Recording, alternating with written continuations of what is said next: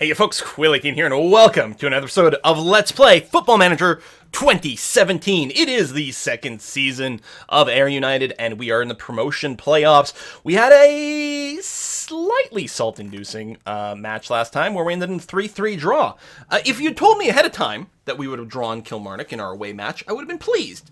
But if you told me that we were going to draw Kilmarnock after a 3-0 lead in the first half, the salt is real. The salt really is real here. But we are playing at home now, and as such, we should have a slightly more of a morale boost, hopefully, to our team. It does mean we need to win. If we had ended, ahead over here in the first match, we could have maybe just ground the second game out to a draw. But we actually do need to get a win here. As such, and this might be our final game of this season, which would be incredibly disappointing, but I'm going to be returning to the tactic that has carried us through most of the season. Don't get me wrong, our 4-3-3, although the game is calling it a 4-5-1 wide, is, I think, an exceptionally strong tactic. I feel the need to return to just a throwback to one of the things that we developed that was extremely strong throughout most of it. And since we are playing at home and I want to play a little bit more aggressively, this is the one that we have set to the control mentality over here. Familiarity is fluid in every single aspect of this tactic. One of the other reasons for it is because looking at here, Ryan Stevenson is the person who's going to be coming to this the most tired out of our team, although things are pretty close. We do have a good substitution for him in terms of Paul Kearney. Paul Kearney's sharpness isn't great, but it should hopefully do okay. So that we could sub out Ryan Stevenson for Kearney, who can also play in some of the midfield roles. So in case we decide to drop back over here, we've got a few different options. But otherwise, I think we're going to go with things kind of as is. It also means that we can start with Craig McGuffey over here in his false nine role, which he's done pretty well at, although Jamie Thomas is still available as a substitution. You'll notice this little bid indicator over here. Under transfer bid from the following clubs, for some reason, Burnley here never decided to renew Jamie Thomas's contract, which is one of the reasons I was never able to renew our loan on him. It was just his main contract is going to expire, so I couldn't just get him back on loan. And he's been a very good member of our team. He's played exceptionally well overall. I mean, he's sitting at a 7.07 overall average rating, and he's been playing very well these last few games over here as well as a 7.66. He's been fantastic. He's valued at 275 over at Burnley, so I am really confused as to what was going on over there. What league are they in?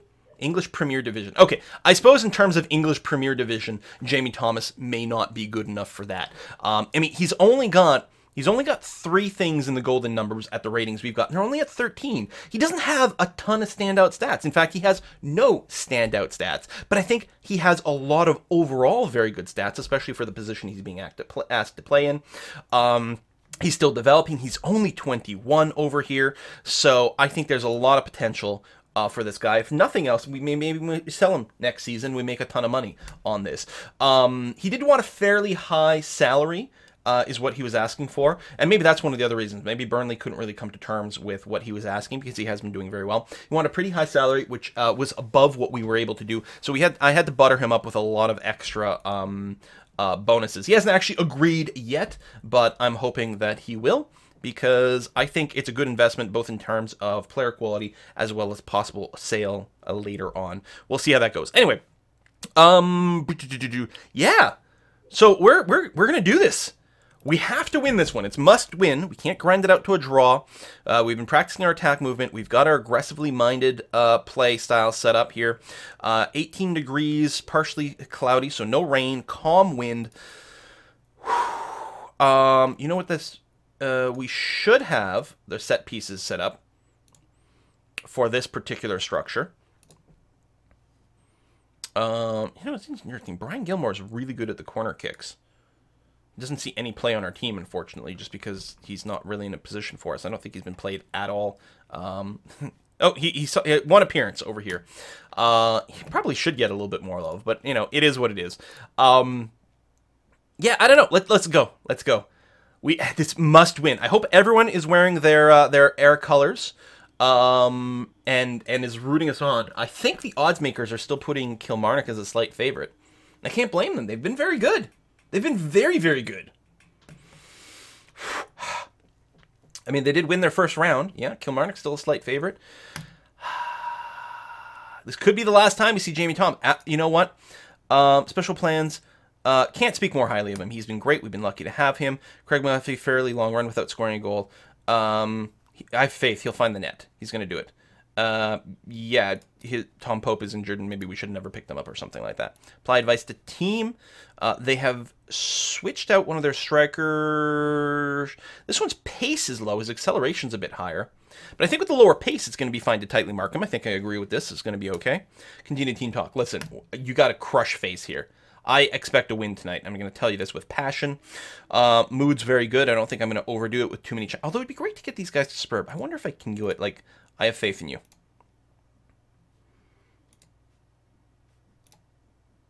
Okay, yes. Awesome. Okay, morale is great. We've got an offensive mentality. We've got an offensive tactic.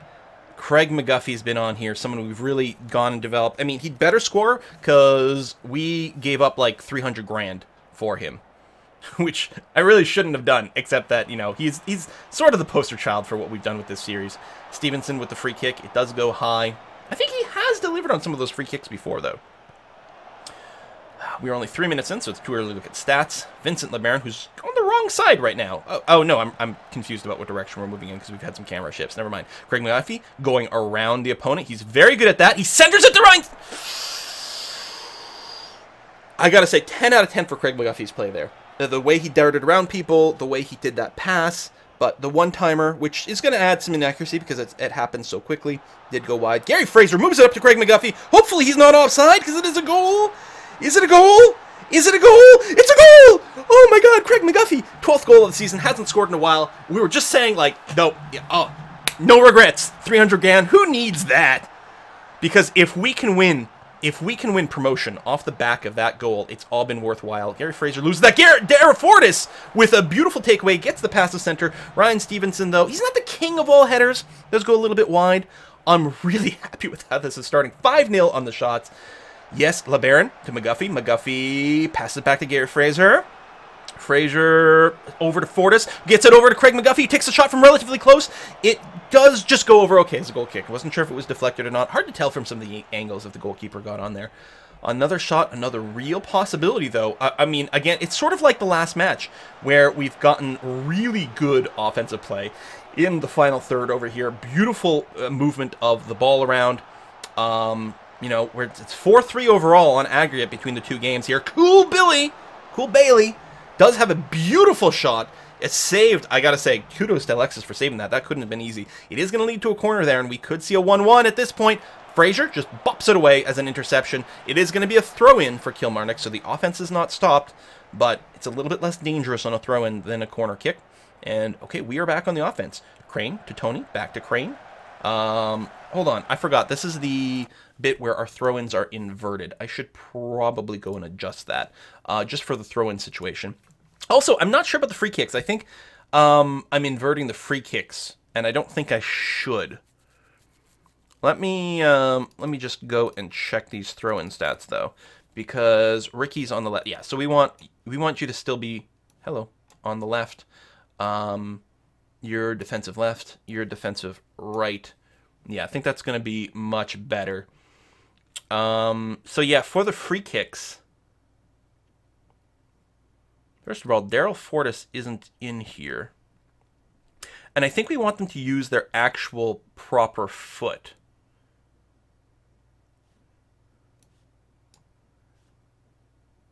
That being said, we don't have anyone on the field right now who can take a left, so I guess it's not going to matter. We'll just put Daryl up there and go. All right. Kalen Crane. Ooh, okay. Gary Fraser keeps the possession. Has to send it back to Tony Ralston for a reset. Gets to Ross Doherty, our #1 passer on the team. Another good one there. I mean, he gets to make short passes. Ryan Stevenson to McGuffey, who takes a powerful shot. McGuffey's finishing is still not super pro. And again, it's got the one-timer problem of accuracy, but, you know, good attempt. Stevenson is starting to get a bit tired. Again, we've got Paul Kearney. He's only got the sharpness of 75%. So it's not the strongest, but we've got some options there. Oh my God, Craig McGuffey's been injured. Okay, his condition's still 85%. No, it's a proper injury. He's got to be removed. Oh my God. Oh my God. 30 minutes into the match, and we have to take out Craig McGuffey, and he probably, this potential groin injury. He might be out for the rest of the playoffs here. Now, hopefully Jamie doesn't get injured. Jamie, we can't play him as a false 9. We could play him as an out-and-out target man, though. And I think that actually might be best. An attacking target man. I think that's probably fine. We can always make a change. Listen. Show me what you got. Good display. Show me what you got. Oh my god. We've only got a 1-0 lead. I mean, we know we can blow a 3-0. So, there's a lot left here. Koulibaly, we did not take the ball away from him. Sends it back to Koulibaly. Come on. Failed tackle there. It's going to be a good crossing opportunity. Tony Ralston tries to clear it with the header. Doesn't quite manage it. The offense is going to stay. This is a good scoring opportunity for them. Gets deflected off a body, but it's going to be a corner. I mean, I got to say, like, kudos to your bravery for getting in front of the shot. Corners are bad, but goals are worse. And that could have easily gone in. Here's the corner. The header goes just high for the goal kick. Okay, again, not sure if the goalkeeper got his hand on it because he definitely made a leap.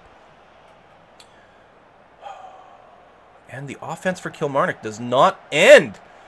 Ooh, that's really bad. Sauvage, what a score. Thank you very much, buddy. Good eye, good eye, good eye. Because that pass was lateral and very fast. Sends it deep to Thomas, the target man.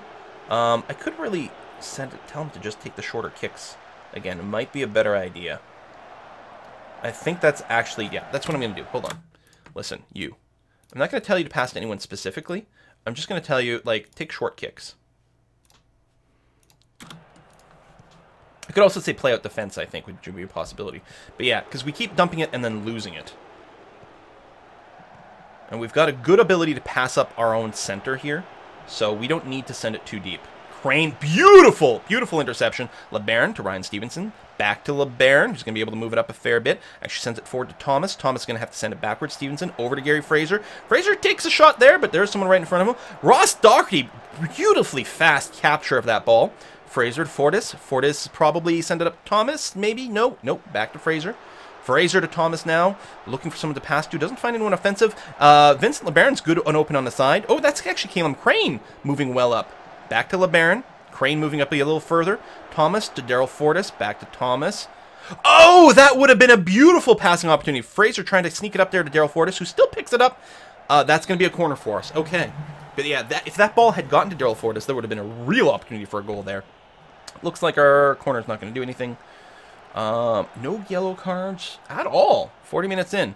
Not a single yellow. How's the fouls? 3-5. Pretty low overall. Ross Doherty easily sends it up to Gary Fraser, who gets it to Daryl Fortis. He's got a bit of an opening. Nope, bodies are on him. Oh, he might still take a shot here. Less of... I don't know what that was supposed to be. I feel like that was a shot that just went really wide, but turned into... Oh, Daryl Fortis. Yes! Yes! Oh my god, I actually thought that was going to be a header. When it went by his head, I was terrified. That became a really difficult angle to get it in there. But he's almost inside the net when he just shoots it up into the top of the netting. Beautiful. Beautiful. Daryl Fortis scores again. You know, he keeps me in a position where we're a little concerned about Daryl Fortis contributing, and then somewhere he does something. He scores. He gets an assist every now and again. I gotta say, he's definitely getting. He's gotten a lot more done lately, and I thought part of it was our 4-3-3 mentality, meaning that there was less people sort of in the way and more opportunity for him to do things. But even here with back with our 4 people up front, he's getting a lot more done, and it might have something to do with not having things being in control, because Ryan Stevenson is sitting a little further back. So I am very pleased. So listen, yes, keep it up, keep it up. Yes, extremely delighted. Let's take a look quickly at some of these stats here. How's our pass completion rate? Alexis only 25%. Yeah, we need to update that. Who else is doing badly? That's Ricky Lammy on the passes. Ross Doherty, 97%. I mean, he doesn't do a ton of passes, but he tends to complete them. Mostly because I think he's got a lot of short passing opportunities. But, I mean, he just have, like, really good eye. Like, what's his deal? His passing is 13. And he's got good composure, so he never really freaks out. So I think that really helps a lot. I'm really happy we've been playing him a lot more. I think that is actually a really good addition to the team. I don't think there's anything more to do. I don't think we're going to change our tactic this time. We're going to keep up the pressure up top. Although this could be like last time, where somehow, bizarrely, we collapse in the second half. We will see what happens. Some of it may also happen when there's some of the substitutions. I don't know. I don't know. But we don't need to substitute yet. I'm expecting a little bit more of a break between this game and the next one. We should take a quick look, actually, at the opposition and what's happened there. No substitutions at all on the other side yet. Okay. Ooh, intercepted pass there. And... oh, there was an offside for the other side. Okay. That was really odd, though. Everything about that was really bizarre. How are we doing? Slightly ahead on shots. Still 2-0. Another yellow card for opposition. You're now 60 minutes in. Daryl Ford is getting pretty tired here. Beautiful free kick attempt by him, though. So let's consider. We've already done one substitution. Do we want to do another one? Obviously, Daryl's having a pretty good game, but he is also getting pretty tired. We could sum about for Alan Forrest. Midfield, we'll hold off a little bit more. Just a little bit more. I don't think the other side's done a substitution. It wouldn't surprise me if we did a couple of midfield subs, though. Tony Ralston to Ryan Stevenson, takes the shot, does get deflected. Going to lead to another corner. Is that Ryan again? Nope. Vincent LeBaron taking the corner kick. Gets cleared away. Ryan Stevenson making a run for it, but he's not going to be able to pull that off. So Keatings, the other side striker, is going to be moving the ball up fairly well. Nice slide tackle there. Does get it out, so it's going to be a throw-in, but it's going to give our team a chance to reset. Ryan Stevenson, again, is actually the most tired. So it might be a good place for us to bring in Paul Kearney, who's quite good as an attacking midfielder. But we might want to make sure we've got a lot of defensive energy here. That's why I tend to think midfielder as well. That's actually, you know what? We're going to do the thing where we pull back down here, and then we sub you out with anyone who's comfortable playing in the center. And I guess Paul Kearney is relatively comfortable there. And we're going to play you as just a support-minded central midfielder. That's going to be A-okay. Done. There's still going to be plenty of... we're still going to see Paul Kearney up at the front. This is really dangerous. Just like that, it's a one-goal game. Just like that, it's a one-goal game. Scary. Very scary. All right, Kilmarnock's does a substitution finally. So, Scott McLean's coming in. Not too speedy. We're going to go ahead and keep him tightly marked as well.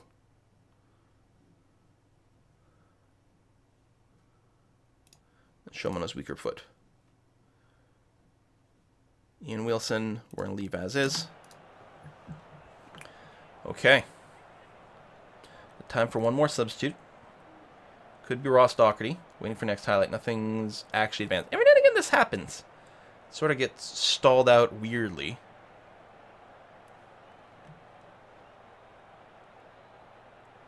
I don't know. I don't know why this happens. And we've seen it actually hang the game before. Well, that happens when it's at the end. It doesn't seem to happen when it's in the mid. It seems to happen around, like, tactical change time like that, like substitution time. Weird things happen. Maybe people are walking off and other people are walking on, but the game's, like, stalled. Well, that's probably what's happening. It's probably animating people walking on and off during a play stoppage. Fortis gets it up to Fraser. Fraser takes a shot. Oh, that was a lovely shot, too. I mean, I suppose it would have been lovelier if, you know, higher or slightly more off to the sides, that the goalkeeper wasn't there. But delivered with power, delivered with speed, hard to block, and it led to a corner. Kearney takes it. Does get cleared, but Tony Ralston keeps it in the offensive zone. Gets it back to Paul Kearney, who's going to pass it centered up to Thomas. Thomas takes the shot. It gets touched by the goalkeeper, but not actually deflected out of the net. Once again, we've got a 2-goal lead. I like that margin a lot more. We're not going to make any changes. We're not going to make any tactical changes. We are going to do a sub, and now might be the time. Ross Doherty getting pretty tired. Let's bring in Robbie Crawford. He's also a great player for us. We're going to do that. All right. Another deep line playmaker with a defensive mentality. Hangs back a little further. That's okay. Kearney to Fraser. Fraser to Thomas. Thomas going to go to, I was going to say, to the LeBaron. Looks good. Oh, tries to center it to someone, but does get deflected, but picks it up again. Gets it up to Caleb Crane, who's forced to dump it back. Nice pass attempt over to the striker, but unfortunately there was a body in the way. Had a real possibility. A bit of a trip up there. Gets dumped deeper. So Kilmarnock's going to be able to reset the assault here, but we're buying a little bit of time. And at this point, delaying is fine. Delaying is fine. We've got a very slim margin on possession. Pass completion a little bit better. We're not really doing well on our tackles, I've got to say. And we're even on shots. Oh, this is really dangerous here. This Keating's guy. James Keating. 1-goal game again. If this ends up getting drawn up. If this ends up getting drawn up somehow.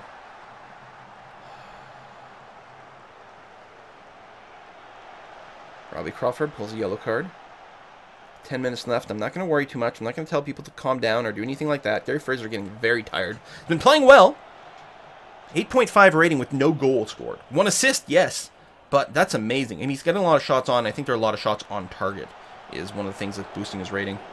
Ricky Lamy, ooh, gets the ball taken away before he can center it up. So probably about 7 minutes of play. Fraser gets it up to Paul Kearney, who keeps it in. He's got a lot of passing opportunities. Gets, oh! The pass was delivered a little bit too meekly there, so it couldn't get to Fraser again in time. Once again, they're on the offense. 7 minutes left, most likely. Can we get the ball away from Kilmarnock? Oh, this is feeling very dangerous. There's Keating again! How is it 3-3 again? How is it 3-3 again?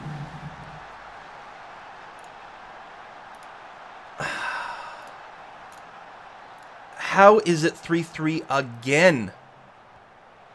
I mean, should I, like, close down? Maybe you should tackle him hard. I don't know. That's just going to lead to a penalty kick, probably. It's probably a really bad idea. But there's a sense of desperation. Thomas, ooh, does not get there. He's getting a little tired. Having a hard time winning those races. Defense will tend to have a little bit more energy because there's more of them. They don't have to run quite as far. And they hang back on the offensive plays. Thomas can't hold on to that. But the problem is, like, I feel like Thomas got subbed in a little too early. Well, he's only been on for 60 minutes. The extra time is going to be the killer, though. It'd be great if we could sub out a striker, but we've already done that. Because of the injury to Craig McGuffey. Daryl Fortis wins that race. Oh my God.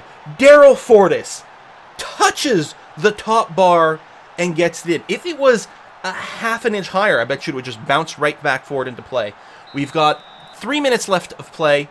30 seconds left to play. We're on the offense. This is likely going to be the final. Oh my God. I thought Daryl Fortis was going to hit that in there. There's 15 seconds left. The referee is... I'm surprised the goalkeeper is holding it this long. There's going to be a kick. There's going to be a little bit of action. No, we regain possession. Oop, only for a second. Keating's got it again. It goes wide. We gain possession. I'm expecting a whistle. There it is. It was incredibly... 7-6 aggregate over 2 games. Incredibly high scoring. Incredibly high drama. But we pull it off. With passion. Very nice victory. Well done. Absolutely. That was incredible. I mean, I can't believe how dangerous that all was. Keating's with a 9.5 rating. The key player there. Our key player was with James Thomas. Only a 6.9 rating and 1 goal. Like, he scored a goal and he didn't come out over 7 rating. Is really unbelievable. Yeah, I mean, Keating is obviously player of the match. What an unbelievable match over there. They outshot us, more on target. Everything else was about the same. Amazing. Amazing. Craig McGuffey injured. How bad is he injured? 6 to 7 weeks. He's going to miss it. He scored a goal, though. He scored a goal, and apparently every goal mattered here. Every goal mattered. Because the thing is, if he hadn't scored, we wouldn't have had as much of a morale boost. We might not have scored as, like, if he hadn't scored, you'd think, oh, that's 3, we would have gone to a draw. But it might have been lower morale. We may have only scored 2 or 1 or something like that. He led the goal and really set the bar for our team. God damn, it's going to hurt not to have him. As such, I think the right thing to do will be to focus on this tactic over here with Jamie Thomas in there, and then we bring in Pope, who's like got no sharpness at all. And I feel bad, you know, he's like actually a fairly high quality player, and we haven't been given the love. He hasn't performed that well for us, but it could have been a structural thing or something like that. So it's gonna be this, or oh fuck, excuse me, or I was gonna say we're gonna be facing the premier team that's come down to relegation playoffs, which might make the 5-3-2 a better pick. The problem is the 5-3-2 really works with someone like Craig McGuffey up top, the big man, small man pairing. And so we're not set up to run that. So yeah, I think we're going to run this. It's not that it's done poorly. And again, especially if we go in with a slightly more defensively minded organization here, like we might want to make you... You're really comfortable playing. It's a damn shame we don't have frickin' Andy Geegan. Although, hold on. Andy Geegan is back, baby. I mean, obviously Ross Doherty's done well for us, but in terms of the ball-winning midfielder role...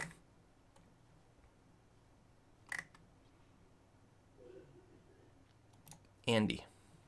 And he's very happy playing full defense, which I think is what we're going to need to do. Ryan Stevenson, I think, is still great as an advanced playmaker over here. It's very similar to what he's playing before, but hanging out a little further back. Fraser is this roaming, ball-winning, box-to-box midfielder. Continues to deliver well for us. I mean, his rating's been fantastic. 7.4 in the last 5 games has been unbelievable. Really good. Really impressive.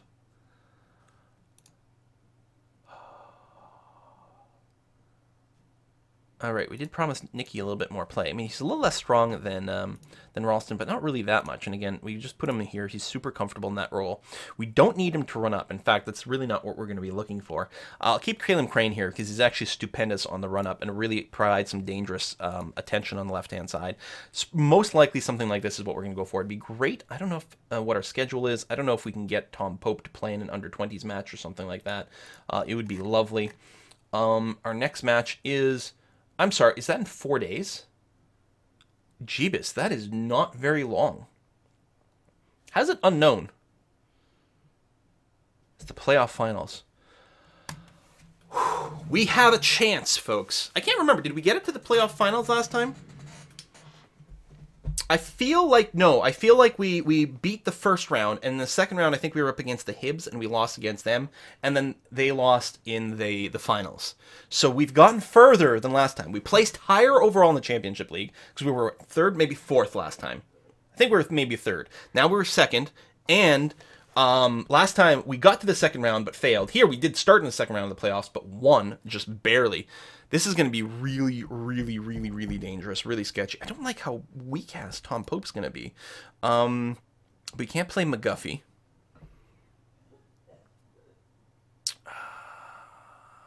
Thing is, Daryl Fortis. Daryl Fortis is actually very comfortable playing as an advanced forward. What if, especially since he's going to be a little tired, what if we sit Daryl Fortis as a sub, start Alan Forrest on the wing, and Fortis can go and sub in probably Jamie Thomas, but he might actually just sub in Alan Forrest at some point. Because again, he'll be pretty damn tired. He's one of the most tired players. Gare Fraser's also really exhausted. I suspect, actually, that what we're going to... I mean, Ross Doherty's really tired too. We'll have to see at play day exactly how tired everyone is. We might do something slightly different. We've got to remember, we're going to be playing 2 back-to-back matches again with very little time in between. And so we may have to be very strategic with how we arrange things. We'll see how it goes. Thanks for watching, and I hope everyone's excited for the finals. See you then!